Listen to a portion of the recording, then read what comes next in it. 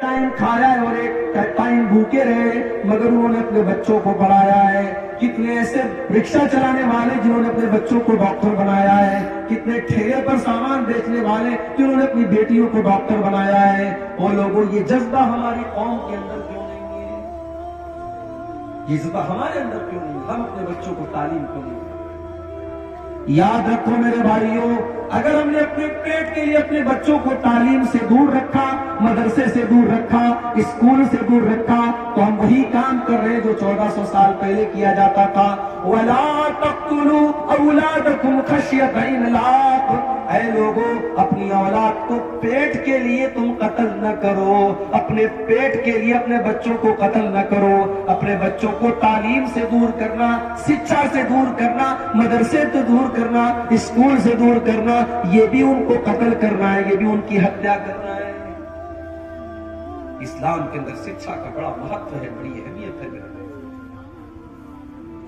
ہمارے نبی اکرم کے اوپر قرآن کی جو پہلی 5 آیتیں نازل ہوئی، جا کر کے اٹھا کر کے دیکھو، ان 5 آیتوں میں نہ نماز کا ذکر ہے، نہ روزے کا ذکر ہے، نہ زکوٰۃ کا ذکر ہے، نہ حج کا ذکر ہے۔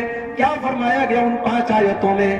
اقرا بسم ربک الذی خلق، خلق الانسان من علق، اقرا وربک الاکرم الذی علم بالقلم، علم الانسان ما لم یعلم۔ اے نبی، پڑھیے اپنے اس رب کے نام سے جس نے پیدا کیا، پڑھیے آپ کا رب بڑا کریم ہے، پڑھیے آپ کے رب نے قلم کے ذریعے آپ کو تعلیم سکھائی، انسان کو وہ سکھایا جو انسان نہیں جانتا تھا۔ قرآن کی پہلی 5 آیتوں میں قلم کا ذکر ہے، پڑھنے کا ذکر ہے، تعلیم کا ذکر ہے۔ اگر اس قرآن کا ماننے والا اگر آج تعلیم سے دور ہے میرے بھائیوں، تو شرم آنی چاہیے اور ہمیں چلو بھر پانی میں ڈوبنا چاہیے۔ ہمارے نبی امی ہیں، مگر ساری کائنات کو درس دینے کے لیے آئے ہیں۔ ہمارے نبی کے ٹیچر کون ہیں؟ قرآن اٹھاؤ، اللہ فرماتا ہے علمہ شدید القویٰ ذو مرۃ فاستویٰ۔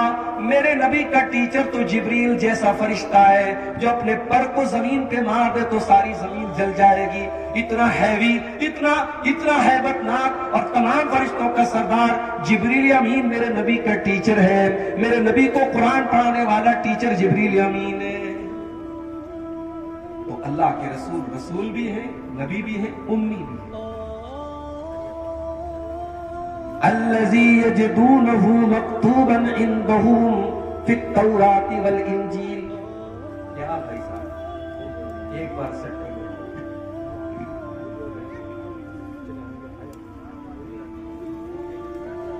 الذی یجدونہ مکتوبا عندہم فی التوراۃ والانجیل۔ میرے نبی کا تذکرہ تم کو تورات کے اندر ملے گا جو یہودیوں کی کتاب ہے، انجیل کے اندر ملے گا جو کرسچنز کی کتاب ہے۔ تورات کے اندر تحریف کر دی گئی، انجیل کے اندر چینجنگ کر دی گئی، مگر آج بھی تورات کے اندر اللہ کے نبی کا تذکرہ موجود ہے، آج بھی انجیل کے اندر اللہ کے نبی کا تذکرہ موجود ہے۔ ہمارے بھارت میں ہمارے ہندو بھائیوں کی جو کتابیں ہیں، ہم نہیں کہہ سکتے کہ ان کتابوں میں کتنا پریورتن کیا گیا، کتنی چینجنگ کی گئی، مگر آج بھی ان کتابوں میں ہمارے نبی کا تذکرہ موجود ہے۔ کہیں کہا گیا کہ وہ نراش شمس ہوں گے، ان کی بہت زیادہ پرشنسا کی جائے گی۔ کہیں کہا گیا ان کا نام محمد ہوگا، کہیں کہا گیا کہ محمد ہوگا، کہیں ان کی پیدائش کی تاریخ بتائی گئی، کہیں یہ بتایا گیا کہ وہ اونٹ کی سواری کریں گے، کہیں بتایا گیا ان کی 12 پتنیاں ہوں گی، کہیں بتایا گیا کہ وہ براق کی سواری کریں گے، کہیں ان کے صحابہ کا تذکرہ کیا گیا، کہیں ان کی خوبصورتی کا تذکرہ کیا گیا۔ ہمارے ہندو بھائیوں کی کتابوں میں بھی ہمارے نبی کا تذکرہ آپ کو ملے گا۔ الذی یجدونہ مکتوبا عندہم فی التوراۃ والانجیل۔ اس نبی کا تذکرہ ان کو صرف قرآن میں نہیں ملے گا، دوسری آسمانی کتابوں کے اندر ملے گا۔ اور کہتے ہیں کہ جادو وہ ہے جو سر چڑھ کے۔ میرے نبی کی تعریف تو آپ کے دشمنوں نے بھی کی ہے، جو زندگی بھر آپ کے دشمن رہے انہوں نے بھی آپ کی تعریف کی ہے، جنہوں نے آپ کا کلمہ پڑھا انہوں نے بھی آپ کی تعریف کی ہے، اور جنہوں نے آپ کا کلمہ نہیں پڑھا انہوں نے بھی آپ کی تعریف کی ہے۔ 1980 میں کتاب چھپتی امریکہ سے، کتاب کا نام ہے The 100۔ the 100 great personalities, दुनिया के 100 महान व्यक्ति। किताब का राइटर कौन है? एक ईसाई स्कॉलर है, उसका नाम है doctor Michael Hart. Doctor Michael Hart ने दुनिया के 100 महान व्यक्तियों के ऊपर एक किताब लिखी।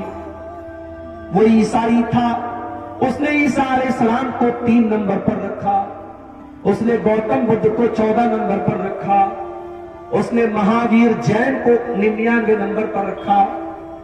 उसने अपनी इस किताब में अगर पहले नंबर पर रखा और पूरी दुनिया की तारीख पढ़ने के बाद पहले नंबर पर रखने के लायक अगर उसको कोई इंसान नजर आया तो वो जनाबे मोहम्मदुर रसूलुल्लाह सल्लल्लाहु अलैहि वसल्लम नजर आए। उसने अपनी इस किताब में नंबर 1 पर अल्लाह के नबी को रखा। उसकी किताब इंग्लिश में छपी, आज तो उर्दू में भी उसका ट्रांसलेशन हो चुका है, आपको मिल जाएगा। इंग्लिश में किताब छपी। किताब जब छपी तो बवाल हो गया, प्रेस में पूछा गया, प्रेस वालों ने पूछा, डॉक्टर साहब आप तो क्रिश्चियन आदमी हैं, आप तो ईसाई आदमी हैं, आपने ईसा अलैहिस्सलाम को 4थे नंबर पर क्यों रखा, आपने मोहम्मद साहब को पहले नंबर पर क्यों रखा? डॉक्टर माइकल हार्ट ने जो जवाब दिया था वो आज भी उसकी किताब के मुकदमा के अंदर मौजूद है। उसने लिखा था, he was the only man in history who was the supremely successful on both the religious and secular levels। उसने कहा कि पूरी दुनिया की तारीफ, पूरे दुनिया के इतिहास में, पूरे मानव इतिहास में मुझे अगर कोई ऐसी शख्सियत मिली जो मजहबी भी हो और सेकुलर भी हो, एक तरफ नमाज भी पढ़ रही हो और एक तरफ 4-4 बेटियों के बाप का भी फर्ज निभा रही हो और 9 बीवियों के शौहर का भी फर्ज निभा रही हो, एक अच्छा बाप भी हो, एक अच्छा शौहर भी हो, एक अच्छा कमांडर भी हो, एक अच्छा पॉलिटिशियन भी हो, एक अच्छा इंसान भी हो, अगर मैंने ऐसी कोई शख्सियत देखी है तो सिर्फ और सिर्फ जनाब मोहम्मद रसूलुल्लाह सल्लल्लाहु अलैहि वसल्लम की देखी है। इसलिए मैं मजबूर हूं, मैंने नंबर 1 पर अगर रखा है तो अल्लाह के नबी। ये मेरे नबी की शान है। अल्लज़ी यजिदूनहु मक्तूबन इंदहुम फित तौरात वल इंजील। मेरे नबी का तज़किरा तुमको तौरात के अंदर मिलेगा, तुमको इंजील के अंदर मिलेगा। बुखारी के अल्फाज हैं, अल्लाह के नबी का तौरात के अंदर तज़किरा कैसा था? सहाबी कहते हैं कि तौरात के अंदर जब हमने पढ़ा तो अल्लाह के नबी के बारे में लिखा था, लैसा बिफज़्ज़िन वला गलीज़िन वला सख़ाबिन फिल अस्वाक़, कि आखिरी नबी ऐसे होंगे कि उनके मिजाज में कठोरता नहीं होगी, सख्ती नहीं होगी, उनके मिजाज में नरमी होगी, उनकी जुबान के अंदर मिठास होगी। वला सख़ाबिन फिल अस्वाक़, वो बाजारों में चिल्लाने वाले, चीखने वाले बाजारू लोगों की तरह नहीं होंगे। ला यदफ़उ सय्यअत बिस्सय्या, वो बुराई का बदला बुराई से नहीं देंगे। वलाकिन याफू व यस्फ़ऊ, वो अपने दुश्मन की खताओं को भी माफ कर देंगे, अपने शत्रु को, अपने दुश्मन को भी माफ कर देंगे। तो उस नबी का तज़किरा तुमको तौरात के अंदर भी मिलेगा और उस नबी का जिक्र तुमको इंजील के अंदर।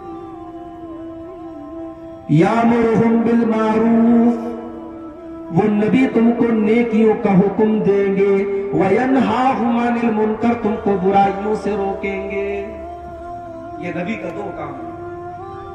ये नबी का भी काम है और नबी के मानने वालों का भी काम है। नेकी का हुक्म देंगे, बुराई से रोकेंगे। वो शराब से मना करेंगे, वो खुद शराब नहीं पिएंगे। वो जिना से मना करेंगे, खुद जिना नहीं करेंगे। वो हराम खोरी से मना करेंगे, खुद हराम काम नहीं करेंगे। मेरे प्यारे साथियों, होना तो ये चाहिए था कि शराब बंदी का अभियान हम चलाते। ये बिहार गवर्नमेंट का काम नहीं था, ये तो मुसलमान का काम था।